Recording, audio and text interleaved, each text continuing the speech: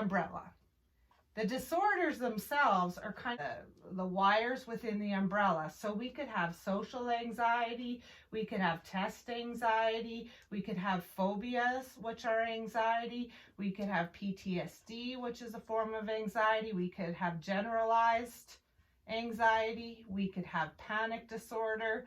So they all fall under the umbrella of anxiety. However, there are different kinds that we actually look at when we're trying to diagnose an anxiety disorder. If you can imagine again, if we just go back to caveman, the brain, the heart rate, the breathing, the muscles that tense up, the heart rate and the breathing that go up.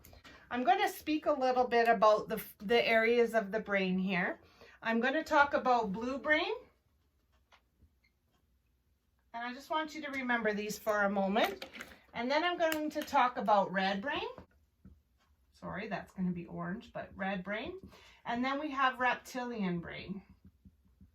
And bear with me for a moment and I'll explain each of these in a bit of detail. The blue brain is actually your frontal lobe right here. It's the last part of your brain to develop. Now the blue brain is very smart. It's smart, it's logical, and it can make decisions, and it knows right from wrong. That's your blue brain. Now red brain is your emotional brain. It's all that flight, fight, or freeze that we just finished talking about. The 3 F's there. Fight, flight, or freeze. The reptilian brain is the bottom part of our brain. It is responsible for blood pressure, pulse, and respiratory. Your respirations and your respiratory rate. So your reptilian brain is really what keeps you alive. It is your survival house of the physiological part of your body to keep you alive. The red brain, as we developed, was deep inside in the middle of our brain, emotional brain.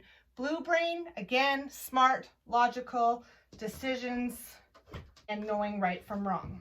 So I do have a bit of for a visual, and I do show these to kids and to parents and clients just because people tend to be a visual learner as well. So I have what's, if you can notice this glove, I'll move in a little closer here. So if you think of the base of your brain, again, the back of your brain here, that is actually that reptilian brain, just your pulse and respiratory rate and blood pressure and a few other things, but you don't need to know about that. As we go deep inside your brain, we have what's called the amygdala.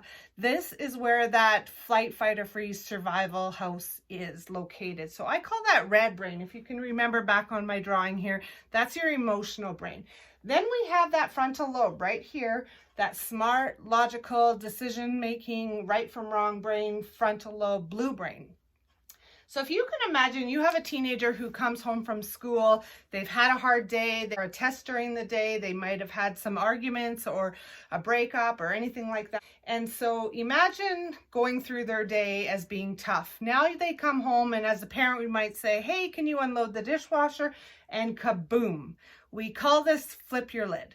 Out goes the logic, out goes the right from wrong and the decision making, that sort of thing. They're acting in fight, flight, or freeze in that moment. It might have been just enough to kind of push them to the edge where they just can't take it anymore. So they go into a reactive mode and now they start arguing with you, or now they lose their mind and temper and all this kind of, you know, fun feelings that teenagers go through. This is called flip your lid. Now, really what's happening for the child, is it really about the dishwasher? Not likely. It's likely the fact that this child might have had a hard day.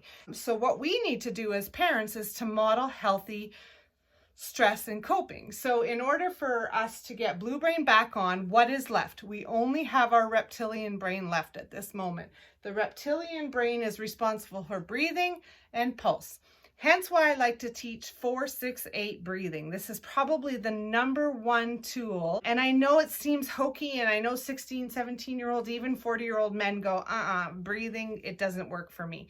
It's a science. It actually does. It's in order to drop your pulse and drop your respiratory rate down, we need to do some deep breathing. So when I say 4-6-8, I say 4 seconds in, because we don't need a whole bunch of oxygen in. If we're breathing really fast because we're anxious, we're already getting. What we do need is that exhale of CO2. So what we need is 4 seconds in, 6 seconds hold. When we hold our breath, the pulse drops, which if you remember back to cavemen is breathing is picked up. So we want to drop the pulse, drop the respiratory rate, bring blue brain back on. Now the client or the youth can now know that, oh, I shouldn't have probably lost it over the dishwasher, or I probably, got angry and lost my temper, or I avoided the conversation.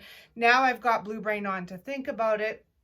Now I can certainly just really, deal with what's the problem at this point. So that's red brain, blue brain, and reptilian brain.